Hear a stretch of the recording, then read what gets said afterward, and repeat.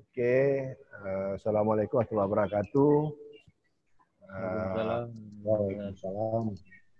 Selamat siang kawan-kawan semua, semoga sehat-sehat terus ya.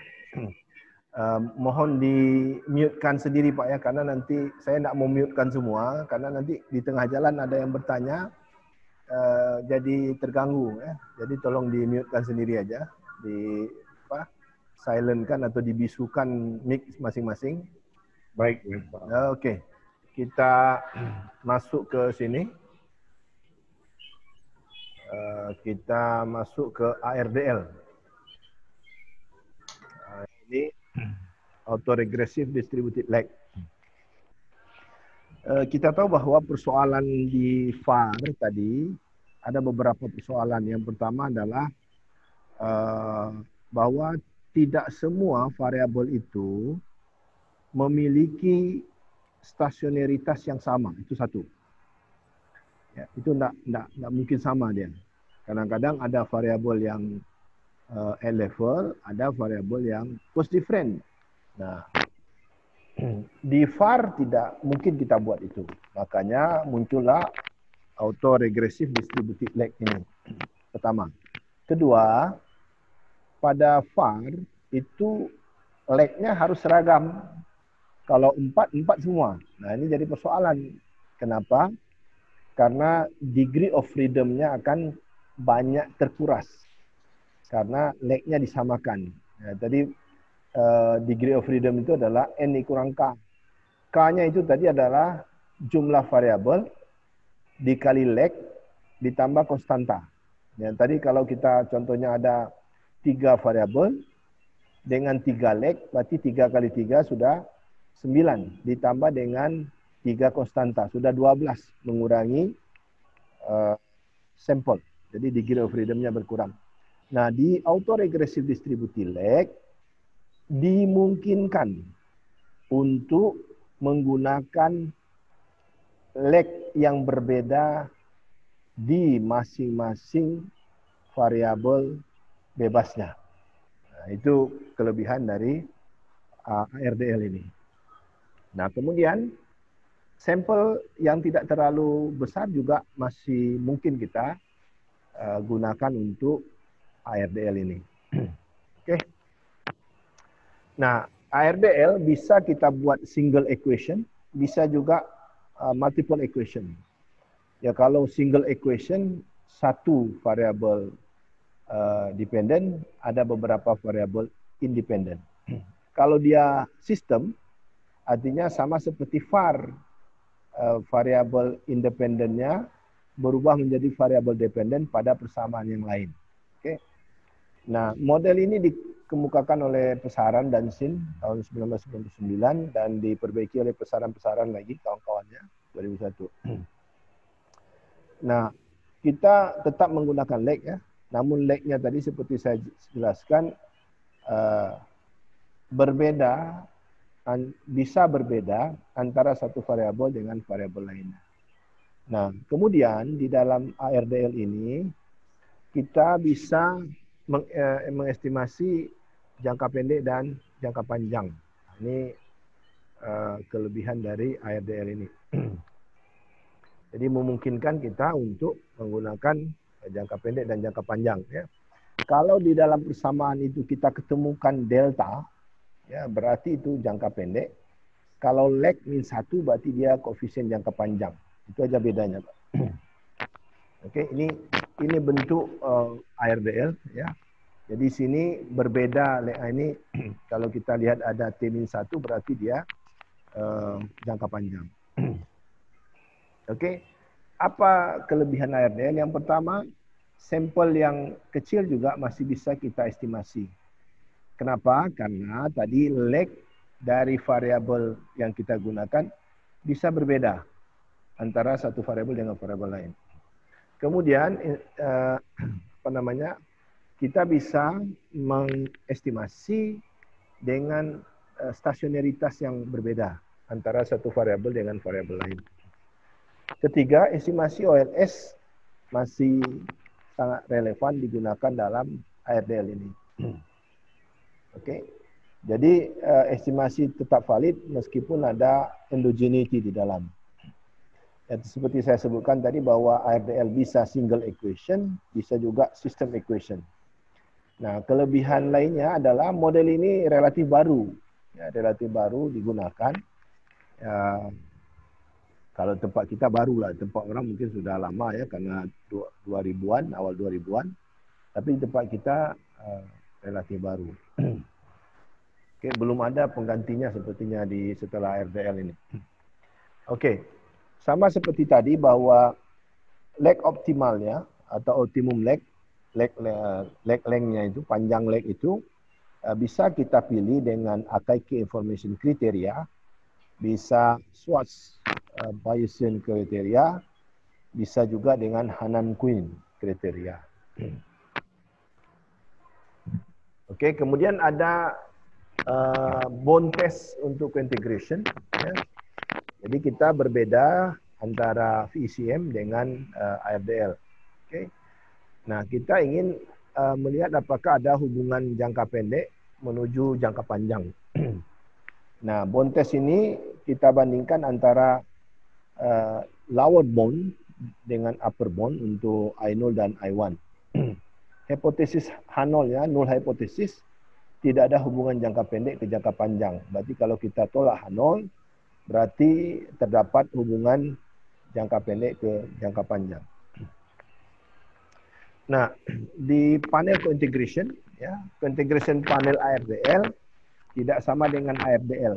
Kemudian dilakukan dengan apakah kita menggunakan Pedroni atau menggunakan Keo. Jadi bisa kita gunakan antara satunya. Nah, tapi yang umum digunakan itu adalah Pedroni co-integration, panel co-integration test. Oke, kalau di Pedroni kita tidak temukan, maka kita bisa beralih ke Keo. Oke, nah ini seperti saya katakan tadi Bapak Ibu sekalian. Nah, kalau ketemu Bapak ada delta di sini, berarti ini koefisien jangka pendek. Ini ada delta. Nah, ini untuk variabel Y-nya, ini untuk variabel X. Nah, ini adalah jangka panjang. Ini jangka panjang. Kalau ada min 1, ini jangka panjang. Nah, kalau ada delta, berarti itu jangka pendek. Nah, itu aja bedanya. Berapa lag ini? Berapa lag ini? Itu sangat ditentukan dari hasil estimasi pengujian lag optimum kita. Kalau di EFUSE, bisa kita minta EFUSE yang menentukan secara sistem, supaya jangan terlalu lama. Dulu waktu ngajar ini saya pakai Shazam itu lama sekali tuh, pilih ya sampai dapat yang paling optimal ya. Oke. Nah, kita kita estimasi ini ya, kita input datanya. Ya, tetap ya standarnya tetap ya, kita harus uji stationarity. Kalau di dalam yang paling ideal itu dependent variabelnya adalah I1, the first difference atau I1, itu yang paling idealnya. Oke, nah ini kan kita buat log linear ya. Kemudian model di ini LCO2 ini fungsi dari population dan FDI. Ini kita select dynamic. Dynamic ini dia untuk menentukan berapa optimum lag di masing-masing variabel karena berbeda ya. Nah, kemudian kita cek long run, short run, dan bone test dan stability model. Nah, ada beberapa syarat yang harus kita penuhi ya. Yang agak berat di situ adalah syaratnya, banyak syarat yang harus kita penuhi dalam ARDL ini. Nah, kemudian kita cek classical linear regression assumption, yaitu normality test, heteroscedasticity, dan autocorrelation. Ya, beberapa jurnal meminta ini, uji ini, tapi ada juga yang sepertinya percaya kepada peneliti bahwa uji-uji ini sudah lulus semua. Asumsinya gitu ya.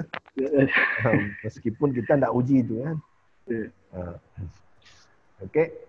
Nah, kita ini panel, ini sekaligus nanti panel ARDL.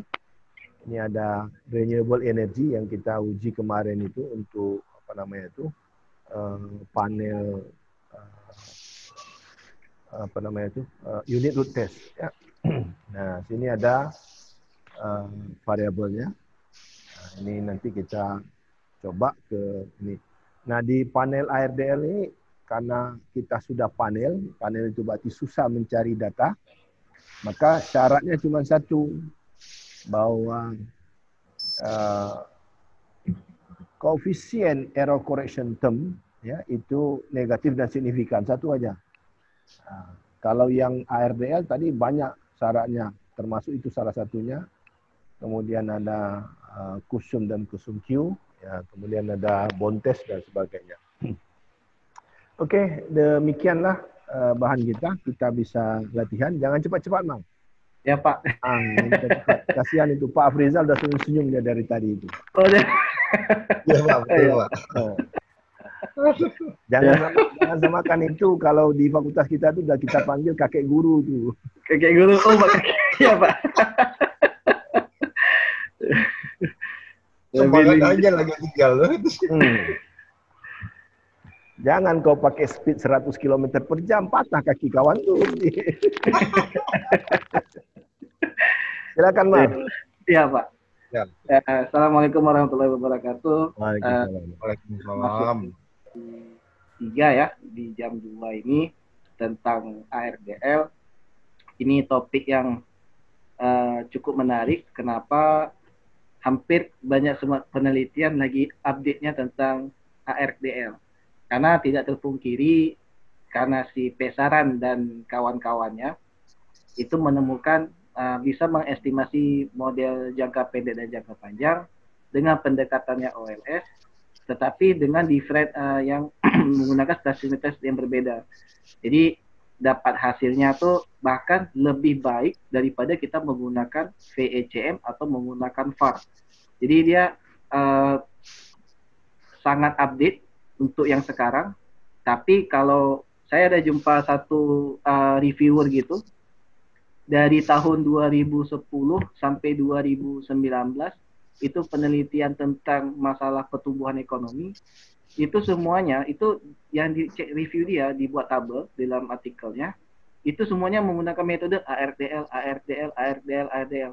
Jadi hampir jadi hampir semuanya tuh dia menggunakan model ARDL karena dia si peneliti dengan model yang stasionitas yang berbeda bisa langsung diestimasi tanpa kita mengharuskan pindah. Kalau dulu zaman Kamal kuliah 221 itu pengenalan ARDL susah, seperti Pak Al bilang, itu harus cari salah satu. Jadi mau tidak mau FUS itu hanya menyediakan VAR atau VECM. Jadi kalau apabila variabel kita stasioner di tingkat level, itu kita turunkan langsung ke tingkat post different dengan alasan kita mau mengestimasi model dalam bentuk VECM. Padahal ketika kita dapat satu stasionitas di tingkat level, harus digunakan modelnya ARDL. Jadi FUS 9 pertama kali dikeluarkan model ARDL, baru bisa dia tuh dan diupdate sampai 9,5, sampai ke FUS 10 ini ternyata lebih banyak populernya dibandingkan kita menggunakan program yang lain. Karena betul-betul strong kali FUS di ARDL ini lebih cepat dibandingkan kita pakai aplikasi software aplikasi yang lain, statistik yang lain. Saya udah berapa kali coba dengan program yang lain, termasuk salah satunya programnya adalah Stata. Itu capek kali karena kita bingung kita menentukannya, walaupun enak kita bermain coding, tapi yang kita butuhkan adalah kecepatan hasilnya. Tinggal kita gagal, kita langsung balik kita. Jadi kita tidak perlu mengetik terlalu banyak. Ini FUS kan easy user, jadi dia memudahkan penggunanya. Nah, tadi di akhir, sebelum slide akhir untuk tes untuk masalah ARDL, nanti kita masuk masalah panel. Ini kita masuk dulu tentang ARDL untuk masalah bagaimana dampak populasi, peningkatan populasi dan investasi asing langsung. Itu investasi asing langsung ketika datanya itu saya pakai langsung dari World Bank. Itu datanya sampai 2015 kalau saya nggak salah. Bentar, jadi adanya keterbatasan data itu tidak menjadi hambatan kita untuk bisa mempublish sebuah artikel. Data, ini saya input dulu. Oke, ARDL-CO. Oke. Sampai 2014 datanya. Oke. 2015 nggak salah saya. Saya share screen dulu. Oke. Nah, ini datanya. Ada CO, ada populasi. Ini populasi secara total. Oke. Ini populasi, ada beberapa data lain, tapi saya gunakan hanyalah data populasi umum total, laki dan perempuan. Ini ada yang di kota, ada yang di desa. Kemudian ada tentang masalah populasi aglomerasi. Ini kalau kita bermain orang regional, ini bisa dipakai datanya. Ada investasi asing langsung dalam bentuk persen. Oke. Bapak dan Ibu perlu diketahui bahwa model ARDL pengembangannya itu semua dalam bentuk log linear, artinya kiri kanan itu adalah ditransform dalam bentuk log. Jadi dia kalau kita sebut namanya log-log atau log linear. Itu memang model dasar dia yang dibangun oleh Pesaran dan kawan-kawan. Nah, untuk pembuktiannya kita lihat di beberapa artikel. Ini kami share screen. Ini salah satunya Decade tahun 2020. Ini masalah tentang internet ini, IPAD ini. Dia menggunakan model, langsung dikatakan bahwa modelnya dibentuk dalam non-linear. Okay. Tapi tetap dia tekan langsung dilinearkan menggunakan logaritma natural. Jadi iniannya adalah log, okay, log I, log P, log A, dan log T. Nah, ini keempat variabel ini, IPAD ini, kemudian dia masukkan lagi ke dalam model nanti untuk dihasilnya di pengujian lainnya. Nah, secara ekonometrika penjelasannya, jadi di dalam metodenya kita tulis di bagian metode model framework data source nih, bahwa penelitian kita secara ekonometrika bentuknya seperti ini. Jadi memang datanya itu dalam bentuk log. Nah, ini yang kemarin yang cerita Pak Al, tadi pagi cerita Pak Al, bahwa kalau mau hebat penelitiannya biar nampak dia bagus, ini dia dibuat dalam bentuk matriks seperti ini. Padahal maksudnya ini tuh ya ini sebenarnya. Jadi dinampak lebih advance dia kita penelitiannya. Padahal sebenarnya ini aja sebenarnya yang kunci. Tergantung dari pihak.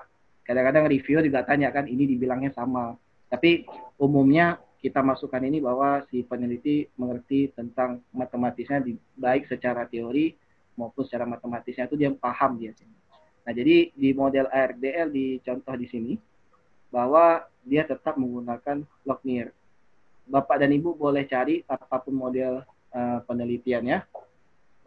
Pasti dia model ARDL jatuhnya adalah log linear, kecuali kalau tidak ada simbol lognya, berarti data itu adalah data persen. Misalnya kita tulis di sini CO, okay, tapi tidak ada tulisan L. Kita baca deskripsinya bahwa penjelasannya bahwa CO itu adalah persentase, kontribusi persentase per tahunnya. Oh, berarti datanya sudah tidak perlu di-logkan lagi. Ingat, data log sama dengan data persen. Jadi yang persen itu tidak usah lagi kita logkan. Nah, ini contohnya dasar jadi contoh masalah artikel. Nah, untuk di Efuse,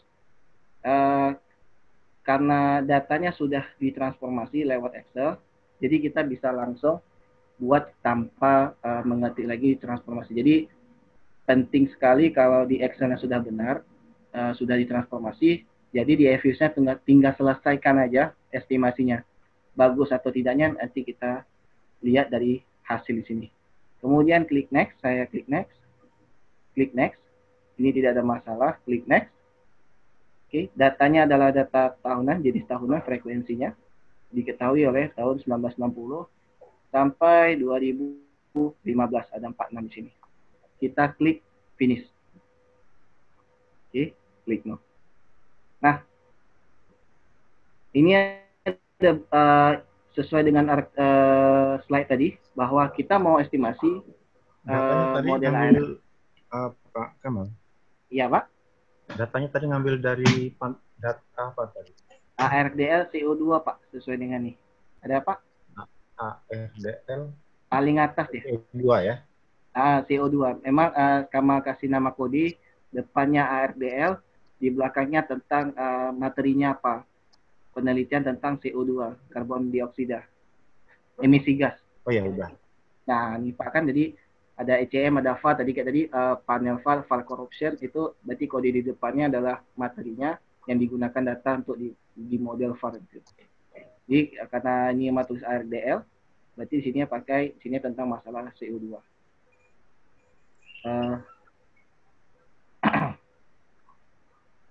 Oke. Nah, jumlah observasi ya dalam penelitian ini sebanyak 46. Oke, di atas kita dapatkan 46. Ini memungkinkan kita itu bisa mengolah data dengan model ARDL. Itu tes yang pertama sebelum kita dugaan kita untuk masuk ke stasionaritas. Di grup WhatsApp ada Kamal kirim yang pola chartnya tuh, yang bentuknya tuh arah-arah tentang masalah model stasionaritas. Nah, itu yang step pertamanya tetap dari data, turunnya wajib ke stasionaritas, baru kita pilih hasilnya mau kemana. Apakah ke VAR, apakah ke VCM, ataukah ke ARDL. Nah, situ gambaran besarnya bisa lihat dari di situ. Nah, kita uji CO2 secara grup aja, CO2, POP, dan satu lagi adalah FDI. Oke. Open S group. Oke. Kenapa Kamal tidak log? Ingat, ini data persen, yang ini data nominal unit. Jangan cepat-cepat, Mal. Iya, Pak. Ingat ada Pak Nenggolan itu tuh. Iya, Pak.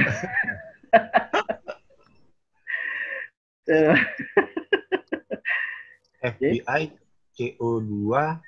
Ini menyemangati nih Pak Rusudin. Oh, dia. Menyemangati.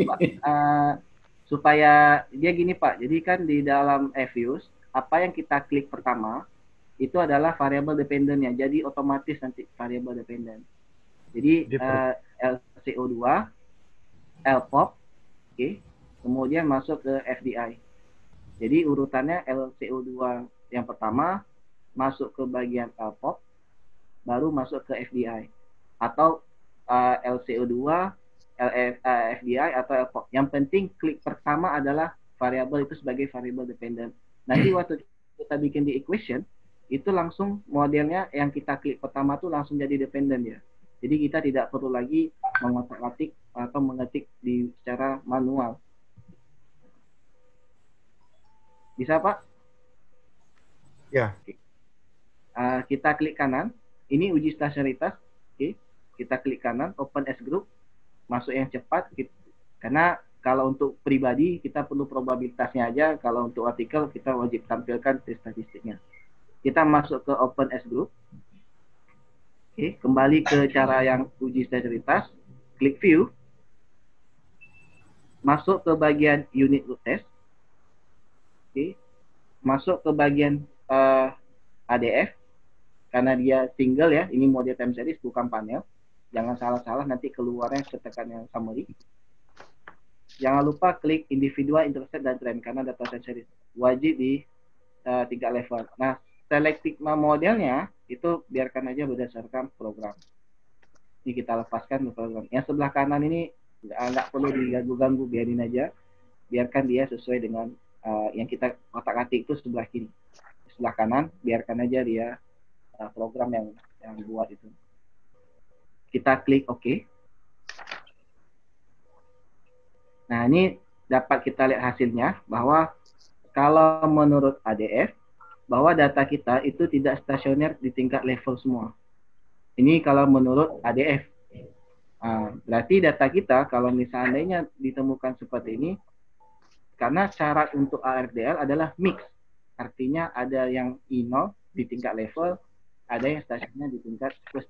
Jadi kombinasi dia dasarnya. Tapi kalau kita gunakan ADF, menurut dia, data kita tidak stasioner di tingkat level. berarti kalau ada besar kemungkinan data ini adalah data VECM. Nah, jadi kadang-kadang ada satu penelitian, satu data, itu bisa dapat beberapa model. Inilah salah satunya, ARDL-CO2. Itu ya kalau kita pakai ADF, ini dapat hasilnya adalah VECM. Kalau kita gunakan ini, kamu coba ke first difference. Oke. Nah, ini bisa kita pakai masuk ke dalam, saat ini walaupun 10% acceptable, masih kita terima. Ini masuk ke model VECM. Nah, tapi kita uji, maunya kita adalah, ini kita masuk ke model ARDL. Kita coba kembali dia ke model unit load-nya, pilih ke PP, kembalikan dia ke model utama level, kita klik OK. Oke. Nah, ini yang kita dapatkan bahwa menurut PP, ya Pak? Nah, sebelum run yang terakhir ini, dari kecepatan itu kita ambil dari mana? View, kembali ke unit load, Pak. View, unit load, pilih ini, pilih tipenya, pilih ke PP. Tadi kan kita uji secara ADF karena kita maunya model ARDL. Pilih PP. Pilih PP, pilih peron. Kalau misalnya kita gunakan ADF, menurut dia tadi hasilnya adalah first difference semua nih variabel kita. Berarti penelitian kamu ini jatuhnya modelnya VECM, bukan model ARDL. Nah, tapi kita maunya, kita coba usahakan dengan pendekatan yang lain. Ternyata kalau pakai PP, kita klik ini, masih di tingkat level, wajib dia balik pertama, jangan first difference. Ininya tetap, kita klik OK. Karena ini biarkan aja sebelah kanan ini. Kita klik OK. Dapat hasil. Ada jawaban yang berbeda. Kalau menurut PP, tadi ini kami freeze dulu. Kita lihat perbandingannya. Kita view, tadi masuk ke ADF. Oke. Sebelah kanan Kamal ini adalah ADF. Sebelah kiri ini adalah PP. Pilih peron dan ADF itu punya jawaban yang berbeda.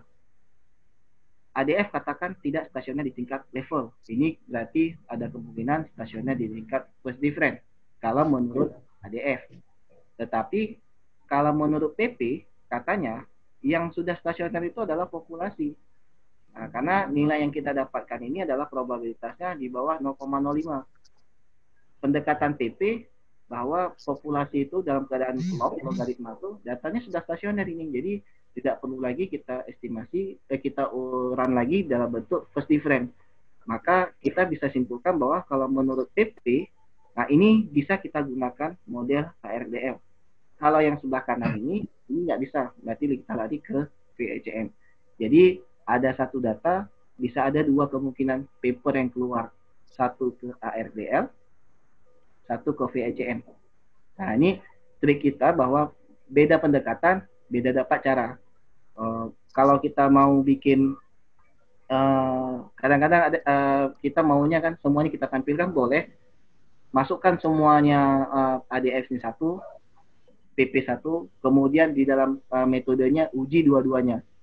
Kadang-kadang mungkin kita mau lihat bagaimana perbandingan metode pendekatan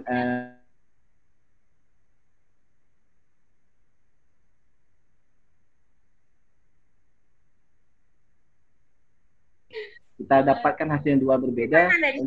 Ujungnya adalah kausalitas. Apakah ada hubungan kausalitas dari ketiga ini, atau jawaban yang di VECM ini sama yang kita dapatkan kausalitasnya seperti yang ada di VECM. Jangan-jangan bisa jadi juga bahwa VECM itu dapatnya tidak ada kausalitas sama sekali, tapi pendekatan ARDL itu adalah kausalitas. Bisa jadi dua arah atau satu arah, dan bahkan lebih baiklah kita katakan. Nah, jadi kalau menurut PP itu kita sudah boleh. Jadi kalau menurut ADF itu masuk ke VECM. Sampai sini ada yang bertanya kira-kira?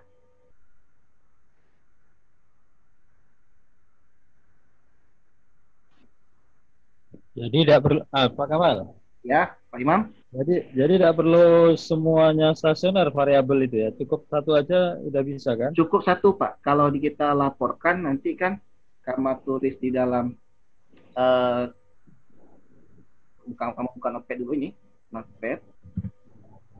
Oke. Kamu buka notepad ini ya. Nanti kita laporkan bahwa ini ada variabel. Oke. Variabel. Oke, kita anggap variabel yang pertama adalah CO2, emisi karbon dioksida. Kemudian adalah populasi, masuk kepada BI. FDI. Oke, di sini berarti pendekatannya adalah level.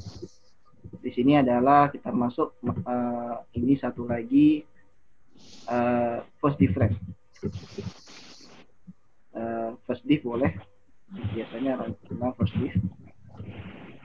Oke, kalau kamu tanda silang, oke, tanda silang. Silang berarti stasioner ya. Silang sama dengan stasioner. Oke, ini kamu ambil conclusion ya, kesimpulan.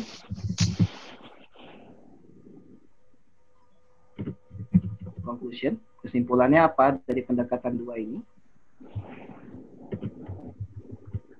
Oke, di sininya model. Oke. Kalau kalau tadi kita dapatkan bahwa si level itu tidak stasioner, yang sudah tadi ada nampak apa kan yang ini notepad ini?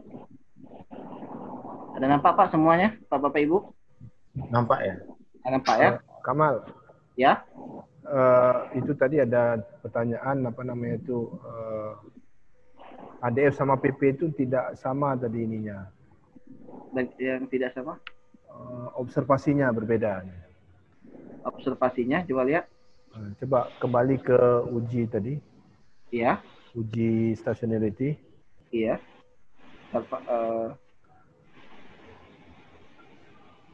Uji stationarity. Coba lihat itu, PP sama itu katanya tidak sama ininya. Tidak sama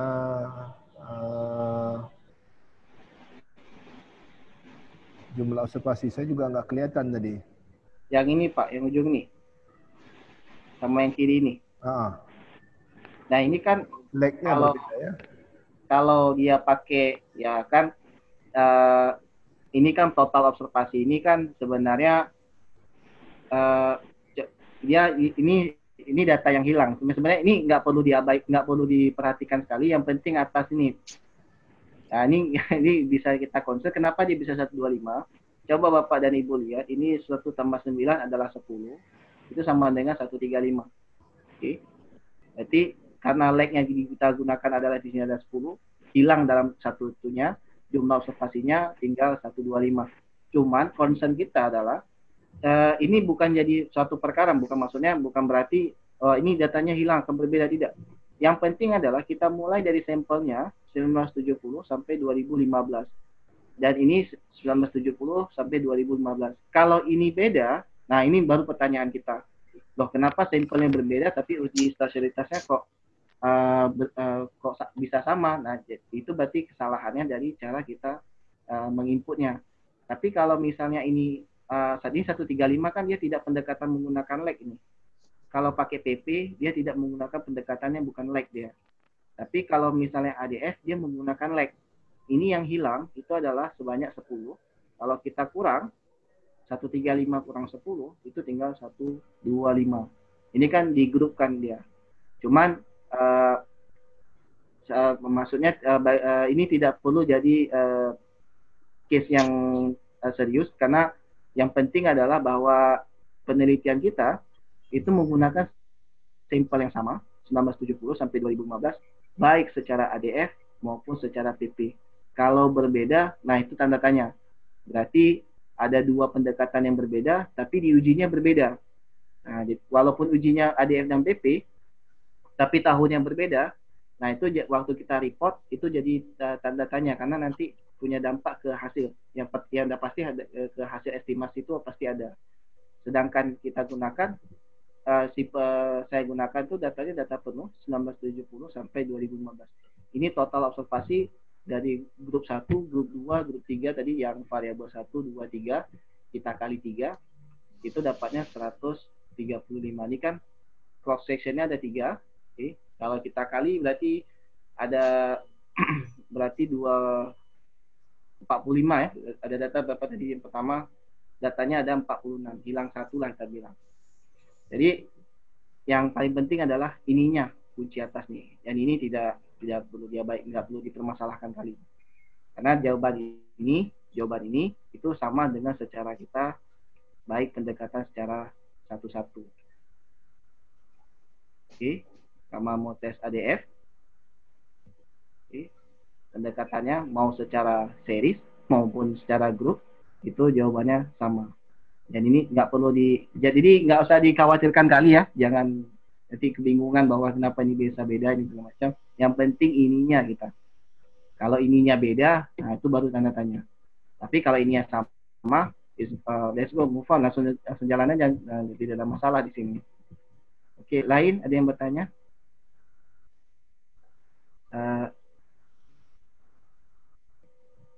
Hasil interpretasinya VAR dan VECM apakah sama nanti? Oh tidak, VAR dan VECM itu beda ya dengan hasil interpretasinya.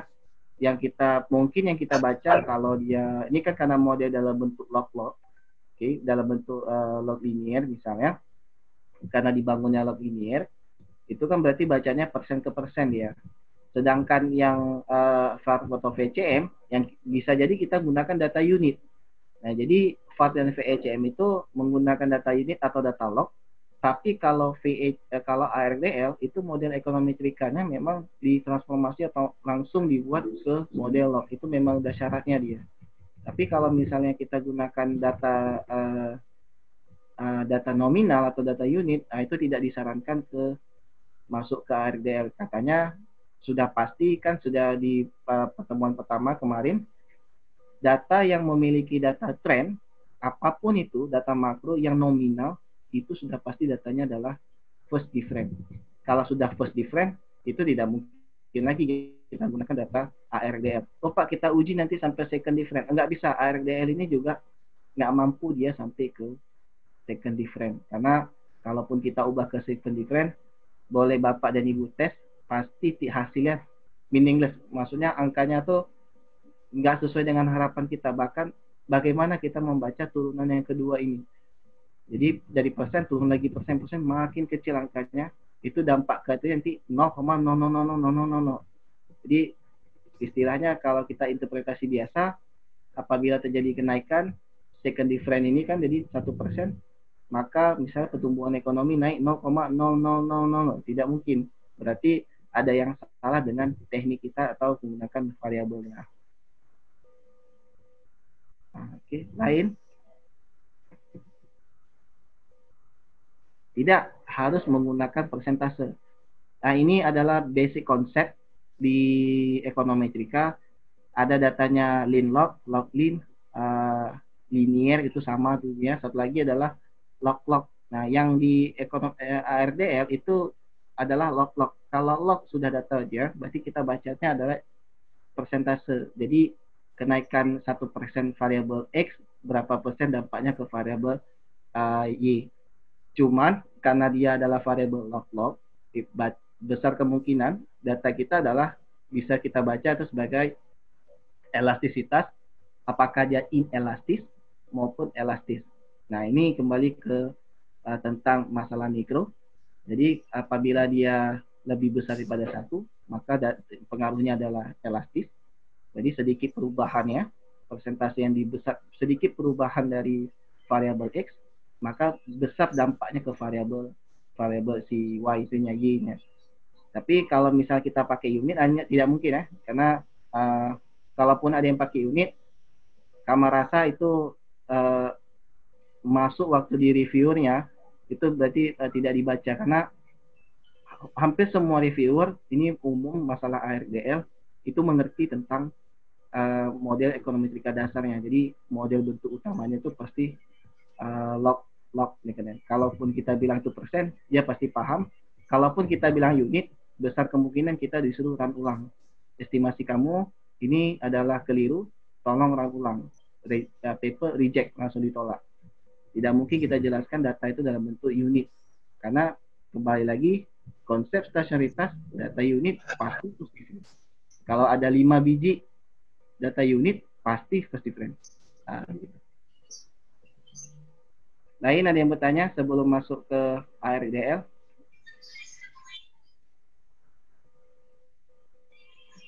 Kira-kira ada yang bertanya masalah sebelum masuk ke ARDL? Ini ujian stasionaritas ya. Oke, saya lanjut. Nah, jadi kita menggunakan PP, ternyata bahwa data kita stasioner berbeda, satu di level. Oke. Sama buka ininya, share screen. Kita uji satu lagi, coba. Unit root, masuk ke PP tadi. Tapi dalam keadaan first difference. Nah, ini, coba kita lihat. Kalau kita pakai PP, nah ini tidak stasioner ini ya kan. Nah, jadi ada kesalahan ya di sini. Bahwa kalau kita gunakan first difference, datanya malah tidak stasioner dia. Makin melebar datanya. Tapi yang lain stasioner. Nah, tapi ini tidak ada masalah karena yang kita dapatkan pertama kali adalah LPOP itu. Yang pertama dengan level itu stasioner. Sedangkan different itu tidak perlu kita report. Jadi ada kolom yang kosong nanti di bagian first different. Jadi kalau kamu lihat di Notepad ini tadi, kamu sharing di Notepad. Oke. Stasioner di tingkat level. Berarti tidak. Kalau pakai pop berarti stasioner. Ini adalah X. Bawah lagi ini adalah X. Jadi 3 kondisi ini. Konklusinya bahwa variabel ini stasioner di tingkat I1. Ini adalah stasioner di tingkat I0. Ini adalah stasioner di tingkat I1. Nah ini yang maka pilihan model kita adalah model ARDL. Nah ini yang dibilang mix kointegrasi tadi, bahwa satu first difference, satu di tingkat level, satu di tingkat FDI. Berapa banyak dia jumlah yang harus kita di tingkat level mix itu? Minimal 1. Jadi kalau ada satu variabel yang tingkat stasioner di tingkat level, satu saja itu sudah boleh masuk ke model ARDL. Karena dianggap itu adalah mix. Nah, kalau ada 2, tapi misalnya 2 level, 1 first difference bisa. 2 difference, 1 level bisa. 3 difference, 1 level bisa. Jadi yang penting minimal ada perbedaan antara integrasi yang berbeda dari variabel yang kita uji, baik pendekatannya maupun di kita pakai PP maupun ADF. Yang penting dapat hasil di sininya adalah I1 dan I0 itu ada konklusinya jawaban kita. Nah, jadi yang penting minimal 1 saja ada variabel yang stasioner di tingkat level sudah boleh. Kalau nggak ada tingkat level gimana? Semuanya tingkat S1. Maka itu sudah pasti peran datanya dalam bentuk VECM, bukan model ARDL. Berarti kita tolak maunya kita penelitian itu pendekatan ARDL. Jadi harus kita gunakan VECM, bukan gunakan ARDL. Jadi kalau dia misalnya 1 semua, ini kamu copy. Oke. Kalau kamu dapatnya seperti ini tadi. Nah, ini dapat kesimpulannya. Ini adalah 1. Nah, kalau seperti ini masuk langsung kepada model VECM. Jadi kalau dia 1 semua VECM, kalau dia mix dia jatuh ke ARDL. Nah, ini yang konsep besarnya perbedaan antara ARDL dan VECM. Oke. Ada kira lagi bertanya sebelum kamu masuk? Kalau tidak ada, kamu masuk ke ARDL-nya.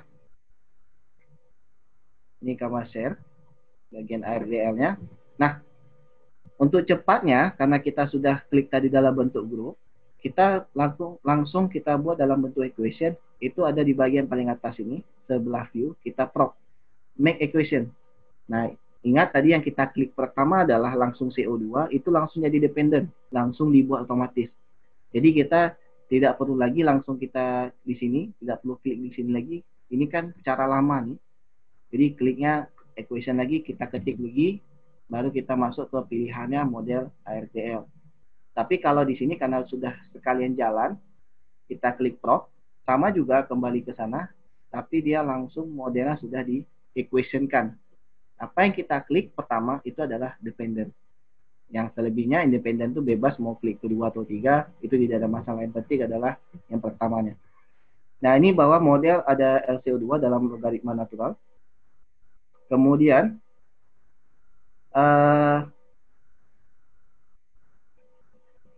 ada LPOP dan ada FDI dan C. Oke, ini masuk di sini dia. Kita pilih metodenya, ini karena pertamanya muncul otomatis defaultnya adalah least square OLS. Kita pilih yang paling sebelum MIDAS. Itu ada namanya Auto Regressive Distributed Lag Model.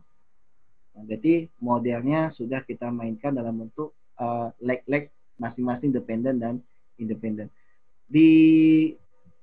Yang dibilang lag dependent ini ada pilihannya, ada regresor ini bahasanya sama dengan variabel independent ya. Jadi regresor itu masalah notasi nanti kan.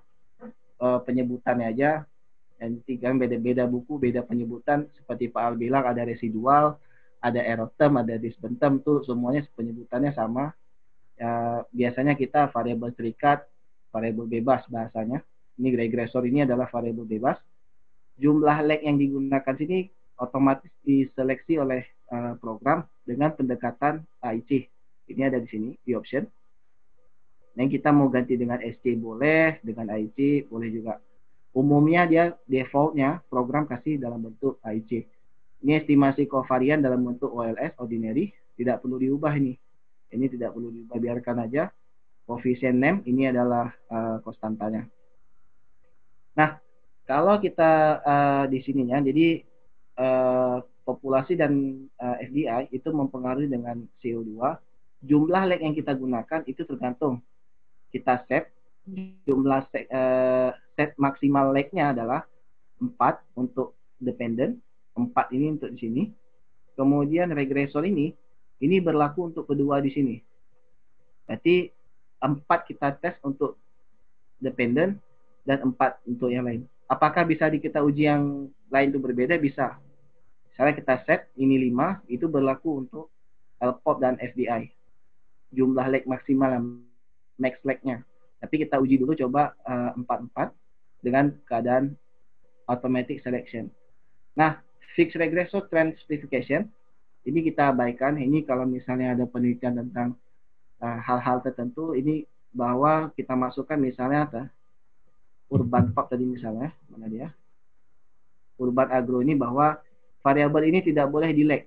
Kalau tidak boleh di lag, berarti modelnya nanti hanya muncul di jangka pendek tapi tidak muncul di jangka panjang. Oke, ini saya hapus. Ininya manualnya umumnya tetap defaultnya adalah restrict constant. Nanti kita uji dengan yang lain. Ini kita klik OK dulu. Oke. Nah, ini ada hasil ARDL bahwa di FUS-nya dibilang metodenya ARDL. Oke, dependennya LCO2. Data sudah di-adjusted after adjustment. Ini pengurangan lag ya. Jumlah lag yang kurang itu sesuai dengan 220 ini. Berarti 2 untuk dependent, oke. 2 untuk dependent.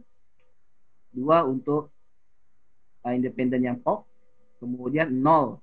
Oke, 0 untuk yang punya si FDI. Jadi dari mana kita selected ini? Ini kita lihat dari AIC tadi, option tadi, dia yang pilih. Ini kita klik view, kemudian di model selection summary, masuk ke bagian tabel. Nah, di sini kalau Bapak dan Ibu lihat, model di run itu sampai 100 model.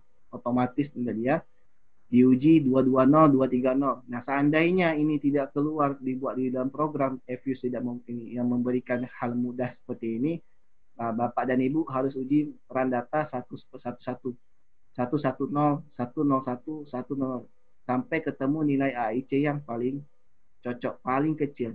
Nah, inilah FUS memudahkan kita ada 100 model kita giran sama dia dengan lag 44 maksimal tadi, ternyata lag optimal itu yang paling cocok untuk model itu menggunakan 2 untuk dependent, 2 untuk pop, dan 0 untuk FDI. Dan di sini bisa lihat nilainya bahwa nilai ini paling kecil daripada nilai yang kedua. Berarti model yang kita itu adalah model terbaik nomor 65 dengan nilai minus 1,85. Oke, maka spesifikasi modelnya adalah 2,20. Saya kembali ke start tadi, halaman pertama. Nah, halaman yang ini nggak perlu ditampilkan ya, maksudnya ini simpan aja sebagai lampiran. Dan S-square ini tidak perlu dijelaskan. Ingat, semua model lag, kalau kita udah pakai model lag, apapun itu, dia akan naik menuju 1. Jadi kalau kita mendekati 1 kan hampir data itu adalah multikoliniaritas.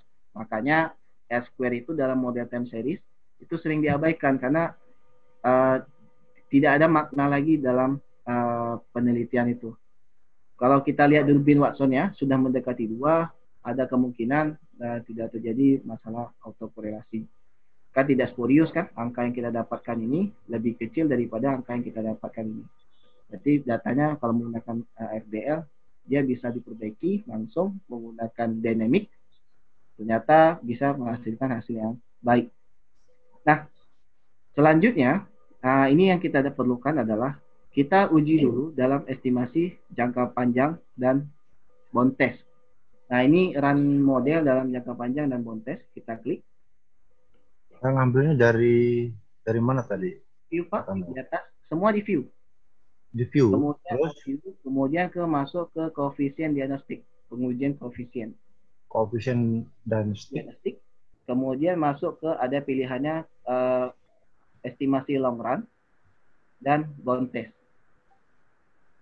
Nah, ini uji kointegrasinya. Ini uji jangka panjangnya. Nah, ini yang di bawahnya adalah uji jangka pendek. Jadi yang diperlukan kalau di sini 2 ini aja yang diperlukan. Yang pertama kali habis uji stasionaritas, kemudian kita lihat hasil yang sudah dapat langsung kepada long run, form, dan bond test. Kita klik. Ini hasilnya. Ini model kointegrasinya. Ini model kointegrasinya ini.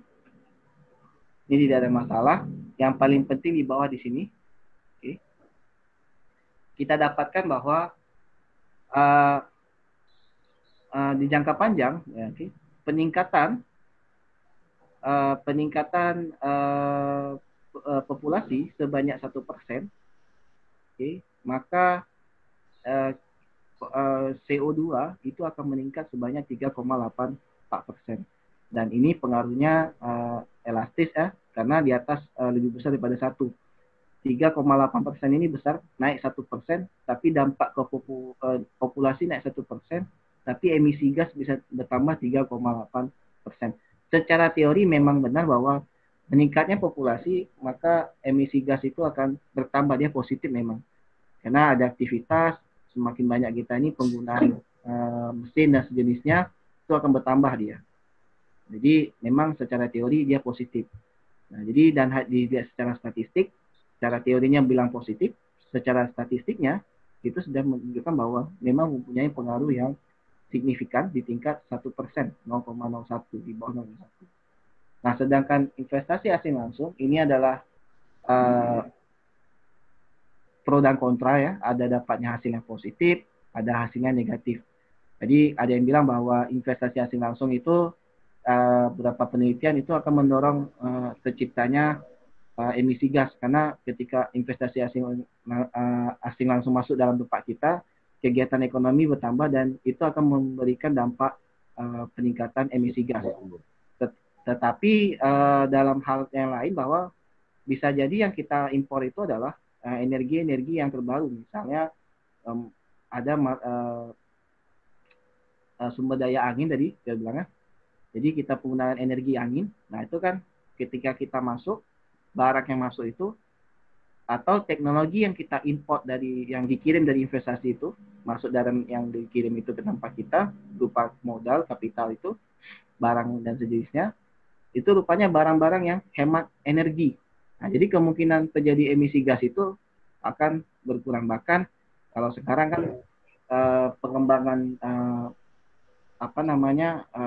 teknologi itu sudah kepada low emisi ya. Jadi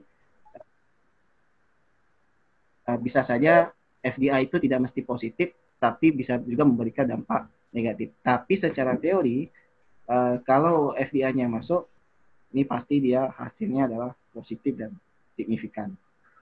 Nah, untuk konstanta itu tidak perlu dibaca karena data udah lag banyak gini, ini tidak ada makna lagi nih.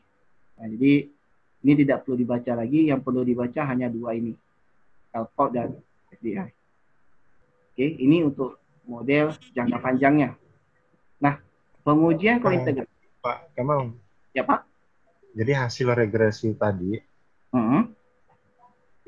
itu kita simpan dulu gitu kan? Mau simpan nih, kita copy langsung Pak, boleh kita copy aja nih. Kita simpan di file. Di Word nanti tadi. Baru kita merun yang lain lagi, nanti kalau dapat hasil simpan itu kan nanti kita gunakan bisa untuk di lampiran, jadi kita tidak kehilangan regress kita gitu. Iya Maksud Pak. Gitu itu jadi, kalau kita simpan dalam Word Pak kan, tapi kalau misalnya mau simpan di dalam Efuse bisa juga Pak. Ya. Di Efuse, di freeze saja Pak. Di mana? Di freeze. Ya. Freeze. Ini kamu hapus dulu tidak tabel. Ya. Kan itu sudah di freeze tampilan ini Pak kan? Ya. Kasih nama. Ya. Misalnya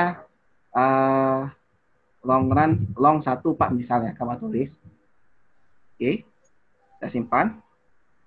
Di dalam mana dia Pak? Di dalam di sini, di dalam work file kita itu ada tersimpan di sini Pak. Nah, iya. Bapak mau ulang lagi, freeze lagi Pak yang lain, nanti ya tapi tidak menghilangkan long ini. Ini data yang, nah jadi bisa kita simpan untuk di Efuse-nya atau mau simpan di Word-nya juga bisa. Tapi jangan lupa kalau udah simpan di sini, ini kan karena dia Efuse, kita simpan lagi save ke dalam jadi work file, jadi file di folder kita, Efuse kita. Jangan lupa disimpan dalam sininya. Nanti waktu kita klik, semua file-file yang ada kita bekas di save itu ada tinggal di situ Pak. Jadi ada dua cara, mau boleh di Efuse-nya boleh secara freeze, tekan freeze tadi, tinggal di tabel dia di sini, atau kita mau tinggalkan dia di dalam lampiran kita, tapi dengan cara Ctrl A, Ctrl C, taruh di Word. Nah ini udah penyakit dia. Nah kan penyakit Efuse 10-nya. Saya ulang lagi.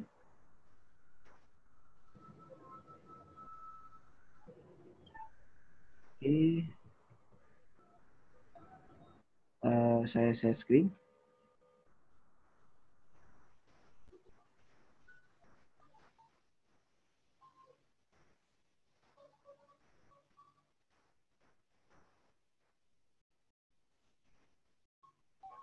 Oke. Ini saya share, ulang lagi, L-port dan FDI. Kita buka open as equation. Balik ke sini. Tampilannya yang ini. Oke. Kita klik yang long run tadi. Nah, ini satu. Nah, ini kalau misalnya tadi Bapak jadi mau uji freeze, itu nggak ada masalah. Kita simpan aja, nanti ada di dalam program sini. Nah, itu long run sudah dapat. Sekarang kita masuk kepada bound test. Nah, jadi model ARDL ini juga melihat hubungan jangka pendek dan jangka panjang. Oke, hubungan ini ya, ini jangka panjang. Oke, ini jangka panjang. Ini jangka pendek. Nah, ini model kointegrasi. Nah, ini yang kita uji apakah dia ada hubungan jangka pendek ke jangka panjang. Nah, melihatnya ini ada dua pendekatan. Nah, ini yang sering keliru bahwa tadi yang di akhir kali bilang apabila nilai f-stat kita, itu lebih besar daripada nilai critical lower dan upper, ini lower, ini upper, I0 dan I1, itu maka terjadi kointegrasi. Untuk membaca file ini ada di bagian pesaran 2001. itu ada dikasih tahu ada tiga cara untuk membaca kointegrasi. Tapi, nah ini hal yang paling penting, nomor yang terakhir adalah membaca kointegrasi ini tidak boleh kita langsung kita ambil yang ini. Kenapa? Sampel kita adalah sampel kecil. Ini diasumsikan kalau sampelnya adalah 1000. Nah, penelitian kita, sampel kita itu adalah sampel sekitar 45. Maka oleh itu kita gunakan 4,63 ini kita bandingkan dengan nilai yang ada di sini. Bukan kita bandingkan nilai ini dengan nilai ini. Nah, ini jadi bias dia. Jadi ini yang disebutkan oleh si Narayan, dibilangkan bahwa tidak cocok kita gunakan bahwa nilai upper dan lower itu kita gunakan yang ini. Padahal dimaksudkan pesaran itu adalah punya pesaran lama, ini adalah 1000 asumsinya. Tapi data kita, karena kita ukurannya small sample, di perhitungan ulang lagi, aktual sampel kita sudah sebanyak 44, maka yang kita gunakan yang close-nya adalah yang paling mendekati, ini adalah 45. Nah, ini dua data ini adalah perhitungan dari Narayan 2006. Jadi, angka ini, kemudian kita bandingkan angka yang ini. Bukan ke angka yang ini. Jadi, nanti bisa keliru kita membaca bahwa sudah pasti kalau kita dapat nilainya 3, atau 4 aja pasti sudah dianggap kointegrasi. Padahal sebenarnya tidak. Kalau misalnya nilainya 4 aja, kalau menurut finite sample terbatas, itu data kita tidak terjadi kointegrasi. Ini yang harus diluruskan karena kebanyakan uji ini dibandingkan dengan uji ini. Padahal lupa dia di sini ada dikasih tahu bahwa sampelnya sebanyak 1000. Dia menggunakan sampel 1000. Tapi aktual sampel kita 44, maka yang paling mendekati adalah 45 atau menggunakan nilai 40. Hasil dari ininya kita dapatkan bahwa angka kita dengan menggunakan 5%, itu lebih besar punya angka statistik kita, maka kita rejected Hanno, maka ada hubungan jangka pendek ke jangka panjang. Nah, sampai di sini ada yang bertanya kira-kira, Pak? Untuk menampilkan hasil ini tadi kita ambil di option mana tadi itu? Yang uji mana nih, Pak? Yang depan tadi ini. Yang mana, Pak? Yang ini. Yang ini? Oh, itu ini? tadi. Dia ke bawah terus ya, Pak? Bawah terus ya? Iya. Bapak pakai FV berapa, Pak? Kalau pakai FV 10, dia ke bawah terus dia. Tapi kalau misalnya Bapak, kalau FV9, Bapak klik view, itu Bapak masuk ke bagian ada namanya bound test atau ke ECM-nya coba, Pak. Kalau di ECM-nya, dia juga muncul di bawah nih. Ada, Pak? Nah, cuman yang ECM ini dia keliru, karena angka yang kita dapatkan ini dia gunakan adalah 1000. Ya. Bukan menggunakan nilai finite sample. Mal? Ya, Pak? Pak itu minta interpretasi dengan yang ini. Interpretasi dulu hasil estimasi ini. Karena udah yang ini, ada, Pak? Ya, ada jangka pendek, jangka panjangnya. Ya. Sebelum lanjut. Oke. Yang atas ini, Pak? Ya, kan ada koefisien jangka pendek, jangka panjang tuh. Ya. Koefisien jangka pendek dan jangka panjang sebenarnya kalau yang ini kalau menurut Kamal ini sebenarnya hanya untuk di bagian pengujian kita masukkan karena dia model kointegrasi ya. Kalau kita gunakan data ini, kita jelaskan ini bahwa jangka panjang ini dalam model kointegrasi ya, dalam model kointegrasi bahwa jangka panjang itu ini sebesar 2,51%.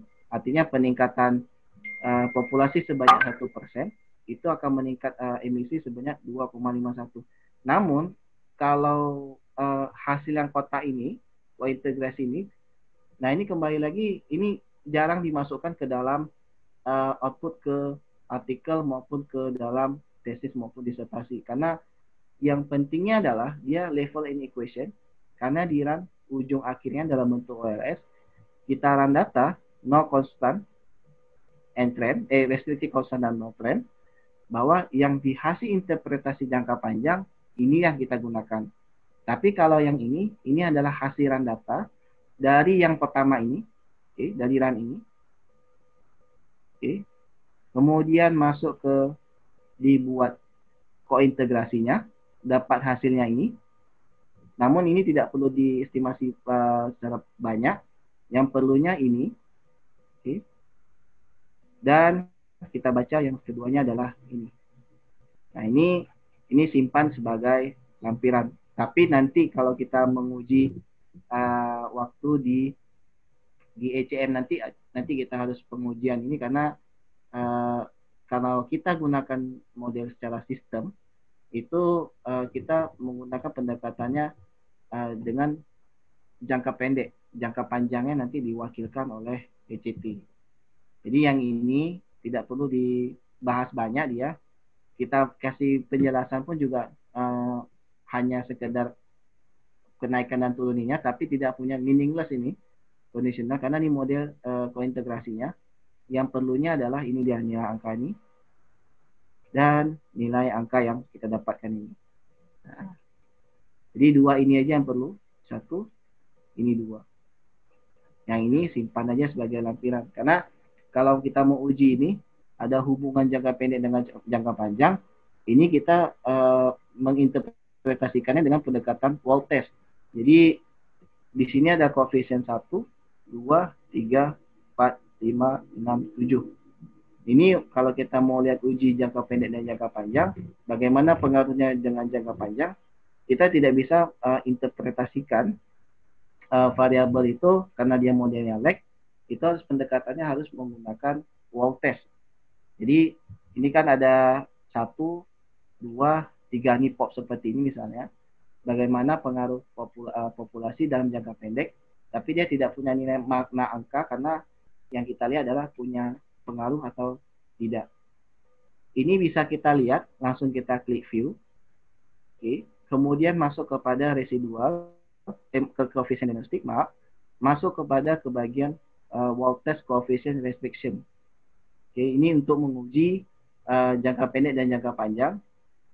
Apakah ada hubungan jangka pendek terhadap variabel yang kita uji itu dan ada hubungan jangka panjang dengan pengujian wall test. Nah, di sini perlu Bapak dan Ibu ketahui cara membuatnya. Ini ada kodenya.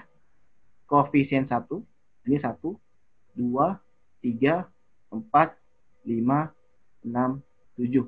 Nah, jadi ada 7 ini. C-nya berarti C1 sampai 7. C1 ini maknanya koefisien. Ini koefisien C1. C2 adalah LPOP ini jangka panjang. LPOP ini dalam jangka panjang juga. Dan FDI ini dalam jangka panjang. Karena dia variabelnya 0, jadi diinterpretasikan dengan menggunakan dia ada tanda bintang ini dimasukkan dalam model dengan pendekatan Z ini. Jadi kita bagaimana melihat hubungan jangka pendeknya dan jangka panjang, dia sekalian run itu bahwa C2 sama dengan berarti mulai dari LPOP ini ya, C3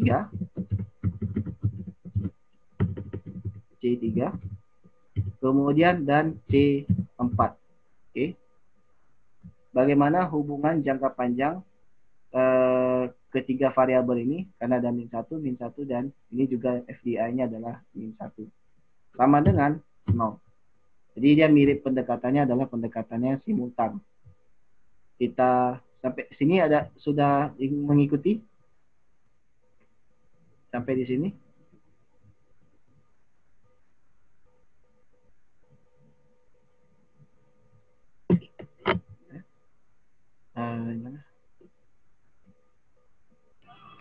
Bapak-bapak bisa ikuti itu?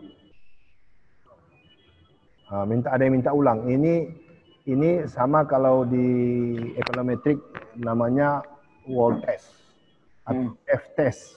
F test sama tuh, wall sama F sama angkanya. Cuman beda nama distribusinya aja. Satu namanya wall, satu namanya F. Angkanya seperti sama. Nah, ini jadi kita restriction semua koefisien jangka panjang sama dengan 0. Nanti sekali lagi semua koefisien jangka pendek semua 0. Tolong diulang Mas. Tadi ada Ya yang Pak, ya. tolong diulang bagaimana cara mengeluarkan wall test itu. Oke. Pokoknya semuanya di view Pak, Ibu Bapak Ibu. Semuanya tuh ada di view. Jadi tidak perlu cari yang tempat lain. Memang semuanya tuh dimudahkan di sini, ada di view. Nanti kita ujinya di wall test ini. Sebentar, ini Kama buka dulu yang papernya si Beckett itu.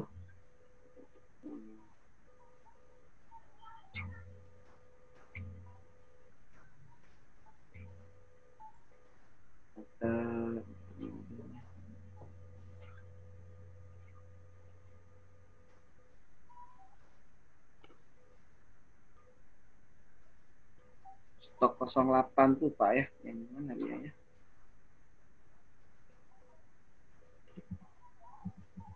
Stok Jogo.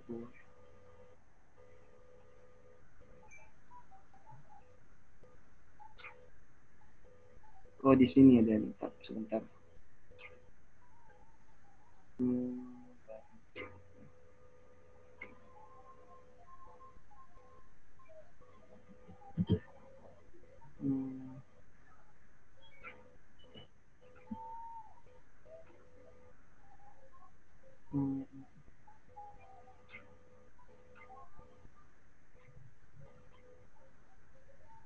Ini ada si Beckett ini. Ini melihat masalah yang tadi Mas untuk uji kointegrasi, kointegrasi dan causal analysis between stock and market price and their determinant in job done. Nah ini yang saya maksudkan tadi dalam bentuk wall test itu ada di bagian ini. Ini yang pertamanya bahwa dia model dalam bentuk log, log semua variabel dalam bentuk log kecuali DR ini. Kemudian ini model matematikanya kalau kita dalam bentuk multiple equation ada 4 variabel. Nah ini yang tadi dibilang bahwa yang kita uji bagaimana apakah ada hubungan jangka pendek dan jangka panjang, itu terlihat dari nilai koefisien ini. Eksistensinya kita lihat tuh menggunakan wall test. Jadi di jangka pendeknya kita uji dan di jangka panjangnya kita uji. Kode jangka panjang itu tetap ada -1. Yang penting dia tidak ada kodenya D di depannya kalau di FViews, karena segitiga tuh berarti meaningnya delta. Tapi kalau misalnya jangka pendek itu yang kita gunakan adalah yang punya koefisiennya jangka pendek. Berarti yang ada D itu semua. Kita lihat hubungannya ini baik ini maupun di jangka panjang, ini keduanya menggunakan adalah wall test.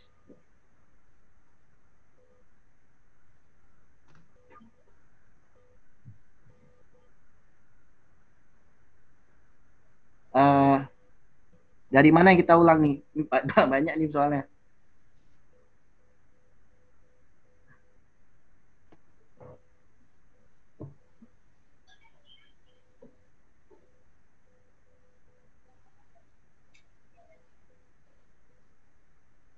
Sampai yang di sini tidak ada masalah kan kalau yang bagian long run ini tadi untuk dapatin ini kan sebelumnya saya jelaskan ini untuk hasil estimasi untuk baca interpretasinya nilai long run, oke. Ini yang kita baca untuk nilai kointegrasinya. Cuman kalau dari paper kita lihat tadi ada yang harus kita uji, tapi ini tidak perlu kita bahas dia karena angka ini. Yang perlunya adalah dengan pendekatan tadi ada namanya wall test tadi, jangka pendek dan jangka panjang. Untuk menguji 1, 2, 3 ini adalah jangka panjang, 3 ini. Ini adalah jangka pendek. Ini tidak bisa kita gunakan pendekatannya secara parsial, bukan dibaca secara angka ini, tetapi pendekatannya melalui dengan uji restriksi, yaitu dengan pendekatannya wall test. Nah, pendekatan wall test ini di view, kemudian masuk ke koefisien diagnostik, di bagian paling 2 paling bawah, oke. Itu 3 paling bawah atau namanya wall test koefisien. Pelan-pelan. Ya, Pak. Jadi klik view, kemudian masuk ke koefisien diagnostik, masuk ke bagian wall test. Dia muncul kotak ini, dikatakan bahwa koefisien mana yang kamu akan uji katanya. Nah, yang kita uji adalah yang ada di sini. Oke. Ini tampilan pertamanya. C ini adalah maknanya C1. Jadi kalau 1 ini berarti artinya itu adalah C. C ini tidak perlu diuji ya. Kita mulai itu dari 2, 3, dan 4. Kenapa? Karena yang ini yang kotak inilah yang kita uji apakah ada hubungan jangka panjang.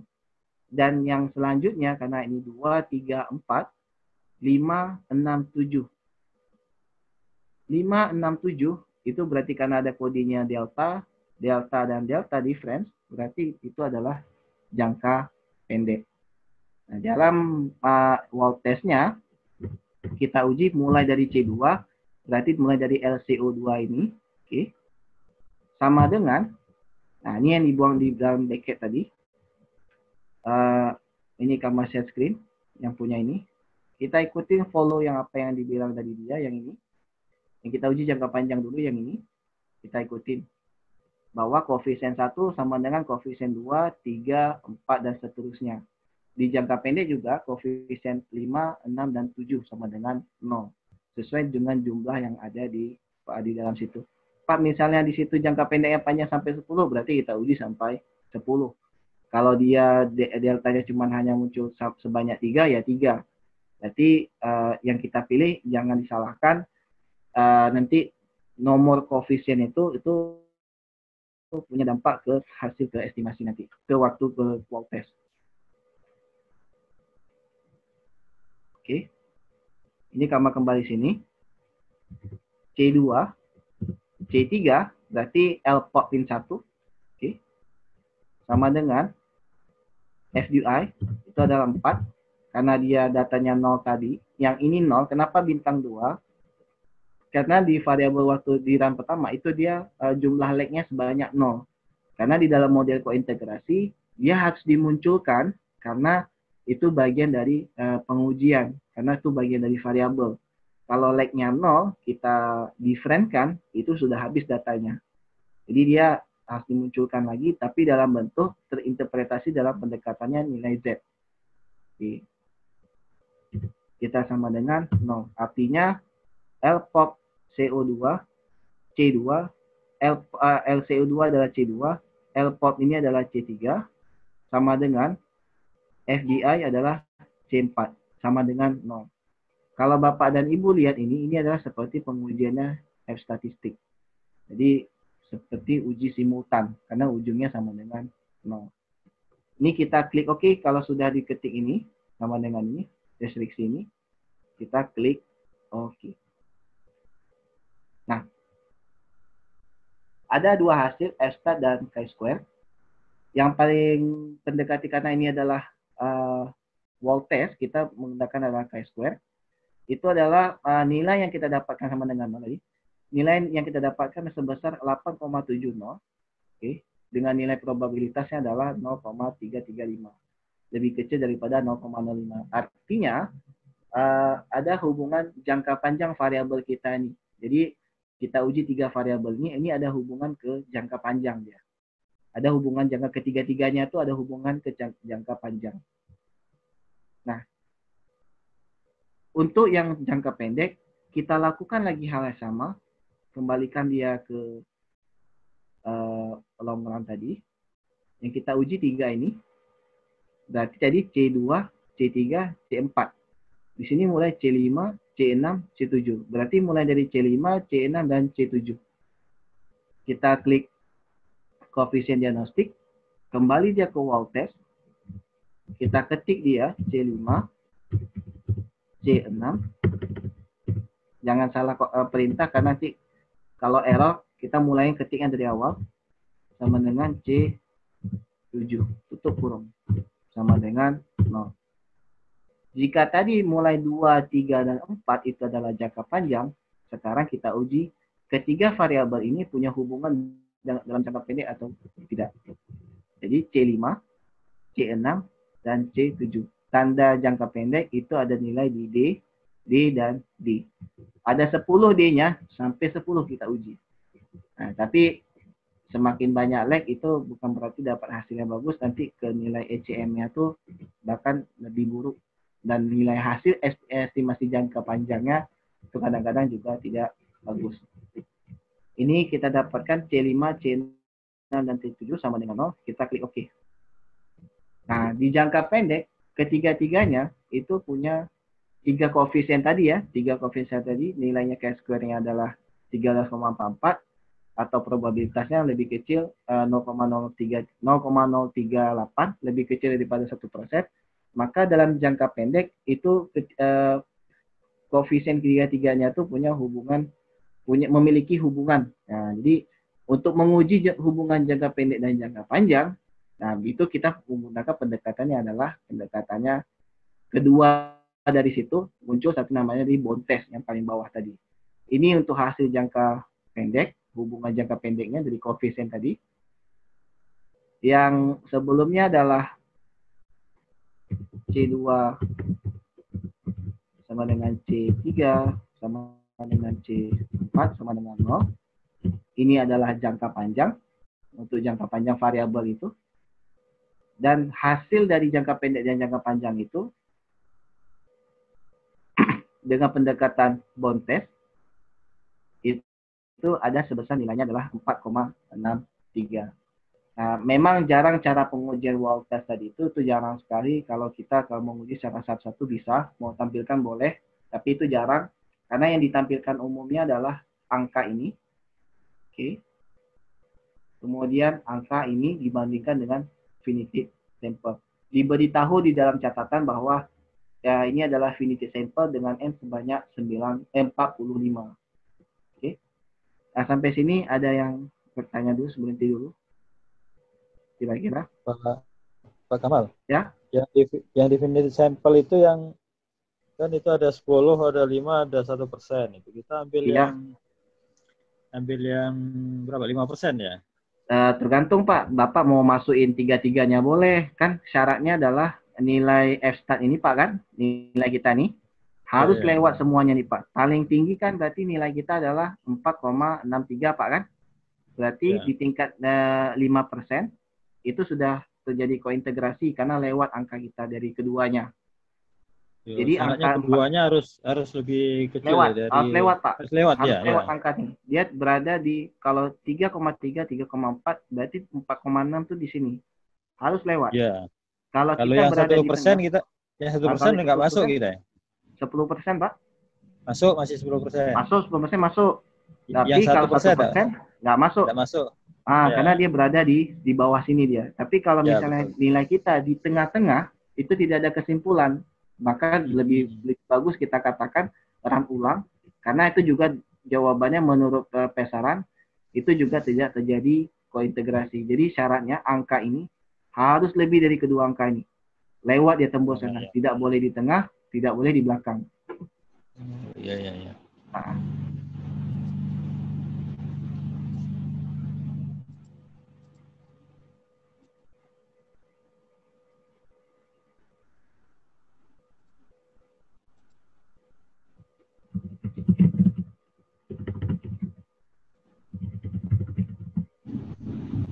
Tadi mungkin ada ibu yang bertanya tadi, Mas. Ya Pak, yang kita bond test itu merupakan salah satu syarat dari model kita itu memenuhi syarat atau tidak itu dari bond test tadi. Iya. Di dalam ekonometri kita mengenal large sample properties. Large sample properties beda degree of freedom sedikit saja tidak jadi masalah. Tapi di small sample itu berkurang sedikit saja sampel itu nilai statistiknya luar biasa berubah. Makanya kita tidak pakai tadi yang asimptotik 1000 itu, maka kita pakai yang actual sample. Jadi ini kita bond test ini untuk menentukan model kita itu memenuhi syarat enggak dari jangka pendek menuju jangka panjang. Terus Mal, ya. ada chat gitu? Iya. Yang lain, oke, masuk. Nah, jadi syarat yang pertama kita sudah dapatkan bahwa stasioner tadi. Yang kedua adalah bond test. Kemudian kita interpretasikan hasil ini karena bentuk datanya log, berarti kita bacanya persen ya. persen ke persen, artinya 1% populasi, maka emisi gas CO2 meningkat sebanyak 3,84. Ditandai dengan nilai probabilitasnya 0,0 lebih kecil pada 0,01, maka pengaruh ini adalah pengaruh signifikan. Dan karena dia adalah log-log dasarnya, berarti dia adalah elastis karena angka yang kita dapat koefisien ini lebih besar daripada 1.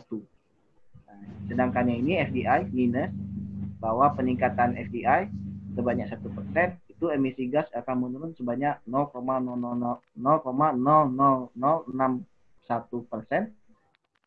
Namun tidak secara pengujian pengaruh, dia lebih besar daripada 0,05. Artinya penambahan FDI ini tidak memberikan dampak kepada memberikan dampak penurunan terhadap emisi gas CO2.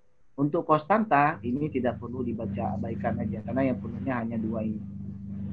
Jadi bukan selamanya konstanta itu perlu dibaca, tidak, biarkan aja dia konstanta itu, yang perlunya adalah koefisiennya. Jadi konstanta lepaskan aja, yang penting 2 variabel ini dan ini kita apabila saya lanjut,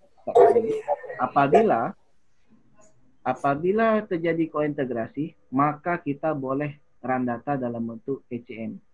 Nah, untuk kembali lihat ECM-nya, itu kita klik view, masuk ke koefisien diagnostik, yang di bawah tadi adalah error correction form.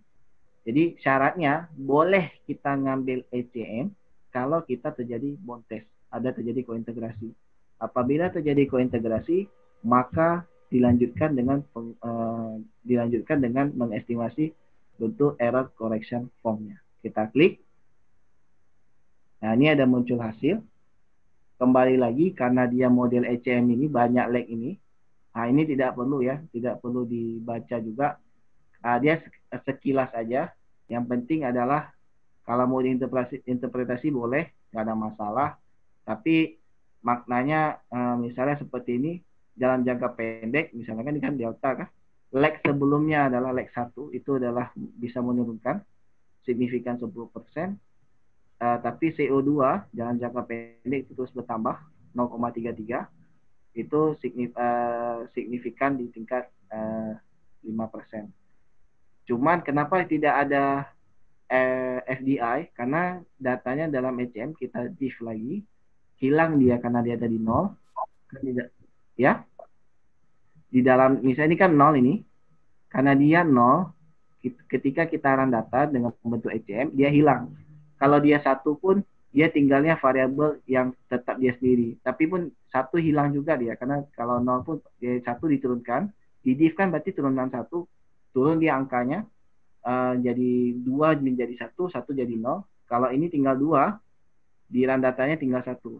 Ini tinggal 2, pop dan di pop dan ini cuma 2 ini, karena di waktu model yang pertama ini ada 3 di sini. Nah, jadi pengurangannya mulai dari sini dia. Jadi di diff kan di dalam bentuk ECM, dibuat equation dalam bentuk ECM, 3 jadi 2, 2 jadi 1, 1 jadi 0. Jadi tidak ada dimasukkan ke dalam model ECM. Nah, ini tidak perlu jadi permasalahan. Memang kalau sudah paham di bagian 220 ini kenapa nggak muncul FDI?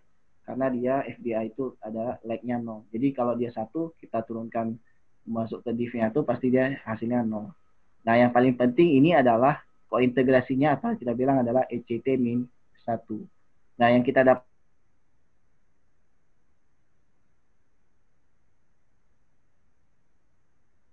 oke. Itu terjadi konvergen menuju ke titik keseimbangan, dan di mana pengaruhnya yang ini tandanya adalah nilai signifikan. Berapa lama waktu yang diingat tinggal kita kali 0,65 karena datanya adalah data tahunan. 0,65 tinggal dikali ke konversinya ke 12 bulan. Karena data tahunan ini ya. Jadi tinggal dikali 12 bulan, berarti dia kemungkinan ada sekitar 6 atau 7 bulan. Panjang dia, lama. Makanya di dalam slide itu kalau dia di bawah 5, 0,5 ini, di bawah 0,5 itu cepat terjadi penyesuaian apabila terjadi shock, itu cepat terjadi penyesuaian menuju ke estimasi jangka panjangnya seperti ini. Tapi kalau apabila dia lebih besar daripada 0,5, itu lama, cukup lama dia.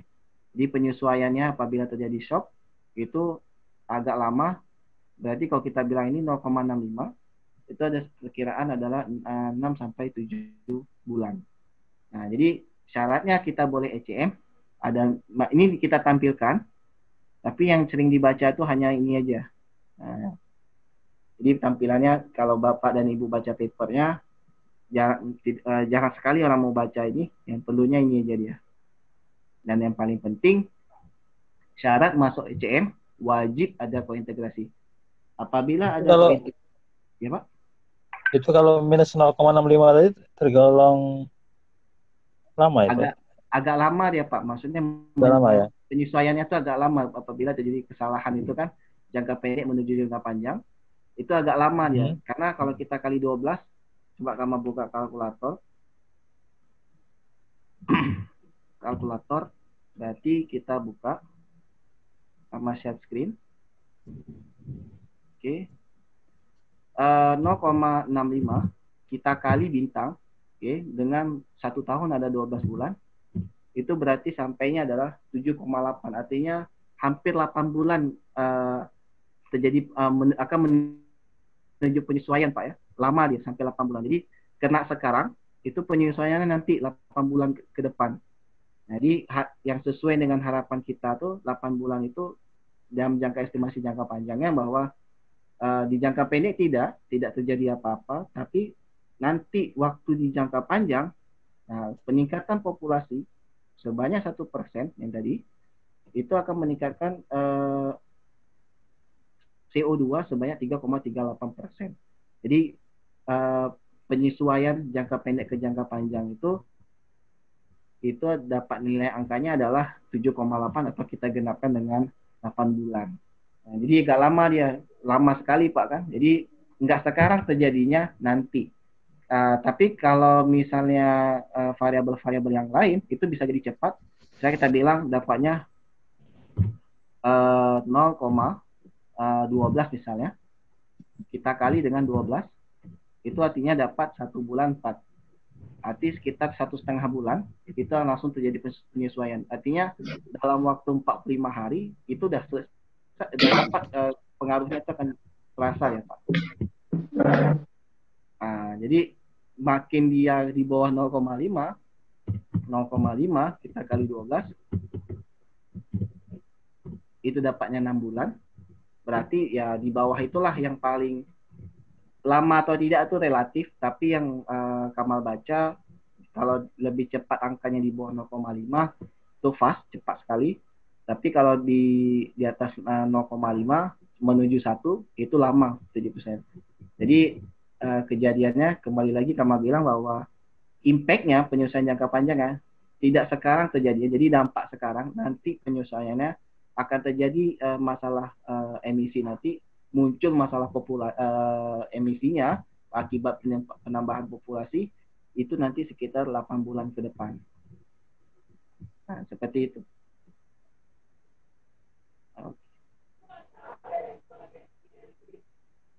Oke. Nah, ini syarat yang ketiga.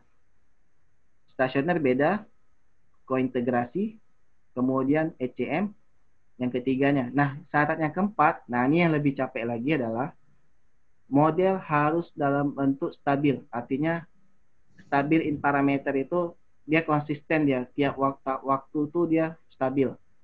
Nah, ini pengujian stabilitas model itu hanya ada di pendekatannya OLS. Kita di bagian view, itu ada stability diagnostic, masuk ke recursive estimate. Nah, ini kita uji dia apakah hasil estimasi kita itu stabil atau tidak. Ada dua dia pendekatannya, Kusumki dan Kusumki. Dia sebutannya Kusumki kuadratik, square itu kuadratik. Yang dua ini yang diuji. Biasanya yang paling nggak lewat itu adalah ya Pak. Jangan kencang-kencang, ulang lagi. Ya Pak. Setelah kita dapatkan hasil di ECM tadi, yang ini, maka tahap yang selanjutnya adalah kita uji stabilitas model. Nah, stabilitas model ini kita mau lihat apakah estimasi kita ini yang kita dapatkan jangka panjangnya adalah, tapi yang mengatakan bahwa ECM-nya ini juga bagian juga termasuk ini, ECM, ECT-nya itu adalah konsisten sepanjang waktu yang di dalam pengujian. Jadi dia pengujian stabilitas model itu hanya ada di bagian OLS ya, khusus di OLS. Nanti kalau misalnya kita run data dengan OLS, biasa kita cek stability diagnostic, itu nanti akan muncul rekursif dalam kurung OLS. Khusus untuk OLS saja dia. Nah, di ARTL ini penting, pengujian rekursif estimate ini, kita klik dia ada dua pendekatan. Yang pertama adalah kusum biasa, dan yang kedua adalah kusum square test. Nah, apabila kusum test ini lewat, maka kita masuk ke kusum square, kusum key-nya. Yang paling sering tidak lewat itu adalah di nomor 2, karena dia kuadratik.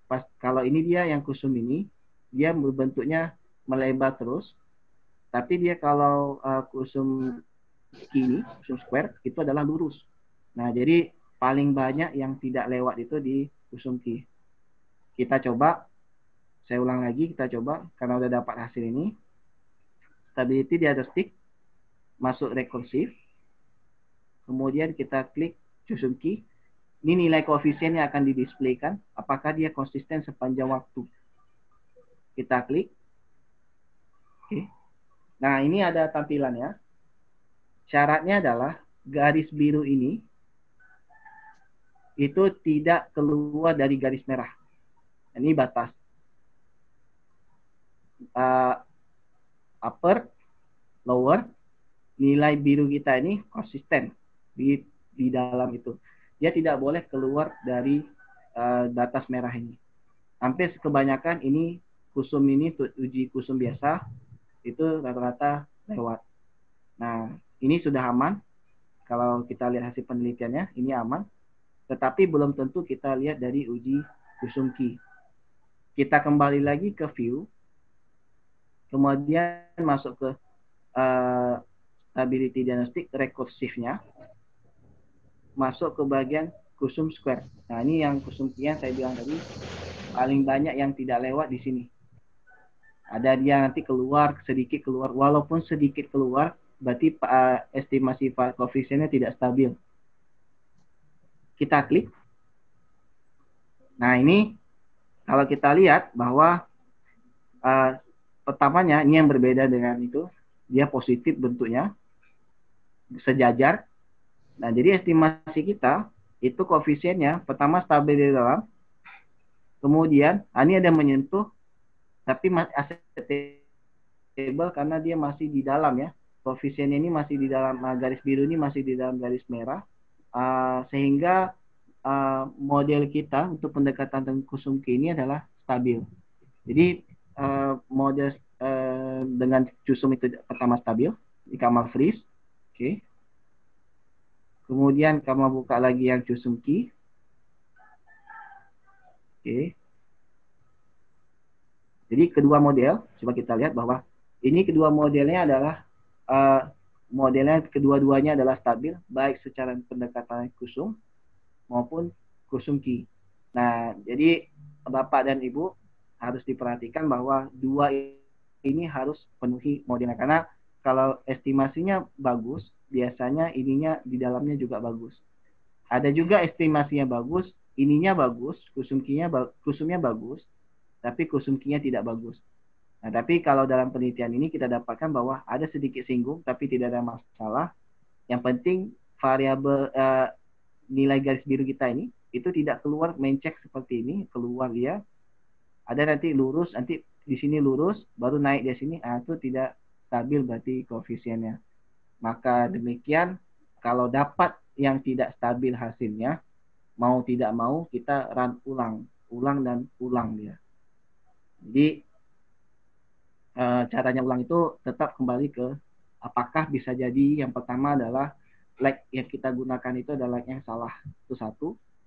Yang kedua adalah bisa jadi sampel yang jumlah yang kita gunakan itu tidak tepat, terlalu banyak juga tidak bagus, terlalu sedikit juga tidak bagus.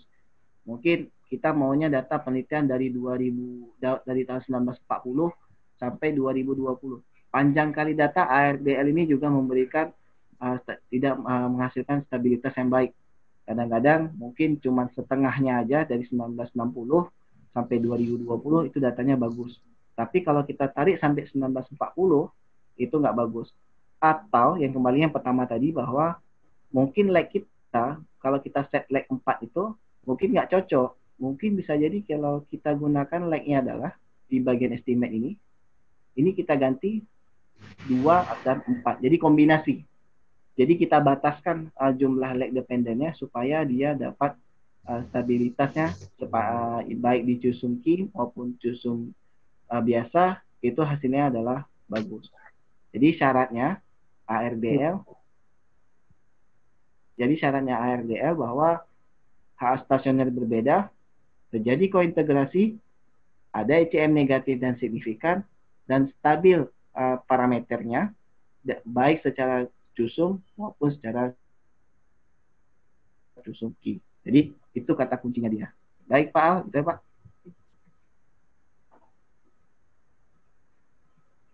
Ada yang bertanya Bapak dan Ibu?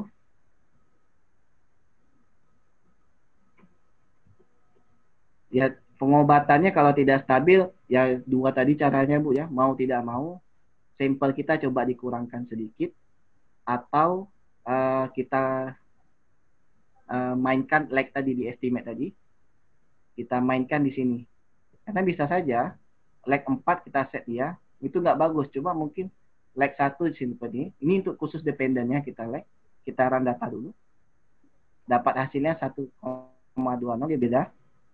Kita uji stabilitasnya. Oke. Nah, data kalau menggunakan 1 dia keluar. Ini walaupun sedikit berarti data tidak stabil.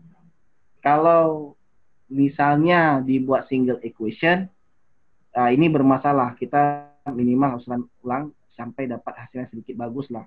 Tapi kalau misalnya penelitian kita, Pak Kamal, tadi saya ada penelitian ada 4 variabel, saya mau bikin ARDL semuanya. Boleh. Tapi Pak, ada 1 yang tidak stabil Pak, nggak ada masalah. Yang dikaji rata-rata itu adalah model utamanya. Misalnya, pertumbuhan ekonomi yang jadi objek penelitian kita targetnya. Sedangkan yang lain itu adalah tambahannya aja. Ada penelitian hanya menampilkan Choosumnya punya pertumbuhan ekonomi aja sudah boleh.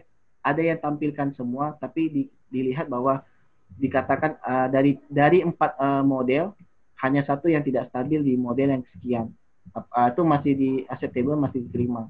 Tapi kalau 4-4-nya tidak stabil, itu penelitiannya tolong dirun ulang lagi. Jadi permasalahannya bisa jadi di jumlah lag yang kita gunakan, atau kita potong sampel kita, karena ARDL ini dia sedikit data juga bermain bagus, panjang kali juga belum tentu bagus, karena makin panjang mungkin autokorelasinya tuh tidak tereliminasi, jadi variabel kita tuh dapatnya hasilnya bermasalah. Kalau sudah didapatkan hasilnya dua ini, dan asumsi yang terakhir adalah tadi yang dibilang dalam slide, ini adalah asumsi tambahan, menguji dengan normalitas, ini 1, di bagian residual ini asumsi tambahan, seperti kata Pak Al, ada yang ditampilkan, ada yang tidak, ini tergantung. Kalau histogram kita dapatkan sini datanya tidak stabil. Oke. Kemudian kita serial korelasi. Kalau untuk serial korelasi sudah lewat, aman bahwa tidak ada masalah korelasi. Kita cek residual yang punya heteros, kita menggunakan BPG, ini umum ya, kemudian aman. Dan kita coba seandainya kita cut data, ini tentang masalah normalitas. Maunya penelitian kita ini, wah ini harus perfect ini. Normalitasnya harus terpenuhi, asumsinya semua terpenuhi, dan lain-lainnya. Coba kita cut data, saya anggap dulu cut datanya, dari 1960, 70 sampai 75. Ini cut data. Mungkin nggak usah banyak kali kita potong data, sedikit aja kadang punya dampak hasil yang bagus. Kita tes. Oke, evaluasinya ada, keluar. Stability-nya stable. Oke. Kemudian masuk ke bagian cusumnya. Stable. Oke. Untuk stabilitasnya sudah aman. Kita uji yang long run-nya. Oke. Nah, ini coba kita lihat. Hasilnya lebih baik kan. Bahwa FDI ini adalah positif. Dan tapi pengaruhnya tidak signifikan. Yang penting secara teori kita dapatkan adalah positif. Nah, ini lebih baik. Kalau kita kurangkan tahun. Tadi ada yang bilang dapatnya minus. Karena dia dapatnya pro kontra di situ. Ada penelitiannya. Dan nilai bond test kita 4,55 itu lebih besar daripada tingkat 5%. Walaupun jumlah aktual sampel kita berkurang. Tetapi jumlah di secara kointegrasi penelitian kita ini ada hubungan jangka pendek ke jangka panjang. Ini nilai dari hasil ini. Nah, hasil ini lebih baik dibandingkan yang sebelumnya tadi katakan negatif. Kita klik view, coba kita lihat residual diagnostiknya untuk bagian histogram. Wah, datanya sudah normal. Berarti estimasi kita yang pemotongan tahun, berarti hasilnya lebih baik karena kita maunya juga asumsi klasik karena dia pendekatannya OLS. Least square, berarti data kita terdistribusi, error term terdistribusi secara normal, jadi memenuhi asumsi klasik. Kita cek satu lagi, serial korelasi, lag-nya 2, aman, lebih besar daripada 0,05. Ingat, semua asumsi klasik harus menerima H0, bukan menolak H0. Untuk serial korelasi aman, dan satu lagi untuk heteroskedastisitas, kita gunakan BPG. Kita klik OK. Nah, kalau menurut BPG, datanya adalah homos. Berarti pendekatan secara asumsi klasik, penelitian kita setelah kita cut 5 tahun aja datanya, ternyata dapat hasilnya adalah hasilnya secara stabilitas yang bagus, ada kointegrasi, asumsi klasik normalnya bagus, autokorelasinya bagus, dan multinya Pak? Sudah bagus. Ya Pak? Kalau multinya dari varian inflation factor? Kalau multi udah nggak sini tidak perlu dibaca Pak, karena kan kalau multi kan berarti lag-nya bermain Pak kan? Iya. Sesama lag berarti ada kemungkinan kalau kita masukkan di view di coefficient diagnostic. Kalau ini nggak bisa kita pakai Pak, karena lag dia ya, sesama diri sendiri pasti kan nilainya tinggi, karena yang umumnya digunakan residualnya yang diuji bukan multikoritas. Kalau multikoritas mungkin kalau variabel 1 tanpa lag itu bisa, karena kalau misalnya pakai lag ini terhadap sesama kawannya, center ini kan syaratnya harus lebih kecil daripada 10 FEF, VIF ini. Tapi kita dapatkan ini lebih 100, sangat-sangat multicore. Yang ini asumsi klasik ini tidak perlu dijelaskan karena modelnya dalam bentuk lag. Oke. Saya tadi kembali motongnya di awal apa yang di akhir tadi lu? Ini Pak, motongnya di awal aja 1970 ke 1975. Tapi dengan syarat Pak ya, setelah dipotong ini jangan lupa uji stasiun balik di belakang sana. Jadi uji lagi kembali di belakang apakah model kita masih konsisten mix stasioner atau tidak. Ya, maksud saya motongnya bisa yang di belakang yang 2015 itu dipotong bisa. 2010 gitu, boleh kan? Boleh Pak. Tapi kan kalau potong dari tengah nanti dibilang ini kan data tersedia. Kalau datanya dari 2015 kan terupdate Pak. Kalau yang sekarang mungkin terupdate. Tapi kalau bagusnya potongnya belakang-belakang sana Pak. Bisa saja sih Pak kalau Bapak mau potong ini. Kalau mau potong ujung kita cek nyari dulu model yang bagus. Ini kan ini bagus Pak dapatnya. Tapi pertanyaannya adalah kenapa sampai 2010 kalau kita bilang data World Bank mungkin dicari sama reviewer itu ada datanya sampai 2015 misalnya kita bilang. Ya, suruh benerin lagi Pak. Suruh benerin lagi, ulang lagi kita Pak. Capek lagi kita kerja Pak. Lebih baik kita potong yang di belakangnya aja enggak. Jadi penelitian itu tidak mesti memang kedepannya harus, tapi tidak mesti belakangnya itu harus paling panjang. Misalnya kamu datanya harus panjang nih sampai 100 tahun, dia bilang. Ya kalau kita nggak punya data kayak mana Pak? Kalau dia sedikit bisa kan. Cuman lebih baik kita potong cut datanya, itu adalah cut data depan. Oke. Jadi yang dipotong itu adalah data depan, bukan data belakang. Kalau seandainya potong data belakang, nanti dia bilang run ulang, update lagi data baru, ya sama aja. Walaupun hasil estimasinya bisa lebih bagus, kemungkinan kalau ditambah dengan jumlah tadi yang kita potong di bentuk awal, pasti estimasinya lag-nya akan berbeda dia muncul. Nah, saya kembalikan ke Pak Ali Hasudin.